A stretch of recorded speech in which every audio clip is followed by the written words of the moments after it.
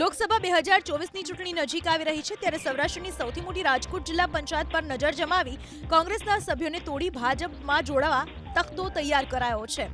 રાજકોટ જિલ્લા પંચાયતના સભ્ય અર્જુન ખાટરિયા આજે પ્રદેશ ભાજપના અધ્યક્ષ CR પાટીલ, ઉપાધ્યક્ષ ડોક્ટર ભરત બોગરા, ધારાસભ્ય જયેશ રાદડિયા સહિતના નેતાઓની હાજરીમાં કેસરીઓ ધારણ કરશે। ખાટરિયાને ભાજપમાં લેવા માટે છેલ્લા 3 મહિનાથી પ્રયાસો કરાઈ રહ્યા હતા। રાજકોટ જિલ્લા પંચાયતમાં ફેબ્રુઆરી 2021ની ચૂંટણીમાં 36 પૈકી ભાજપને 25 અને કોંગ્રેસને 11 બેઠકો મળેલી। ત્યાર પછી પેટા ચૂંટણીમાં 1 બેઠક જીતી કોંગ્રેસે પોતાનું સંખ્યાબળ 12 સભ્યોનું કર્યું। સમગ્ર સૌરાષ્ટ્રમાં નોંધપાત્ર વિપક્ષવાળી જિલ્લા પંચાયત એ રાજકોટ જિલ્લા પંચાયત ગણાય છે। એમાં પણ અર્જુન ખાટરિયાનો સિંહ ફાળો રહ્યો છે।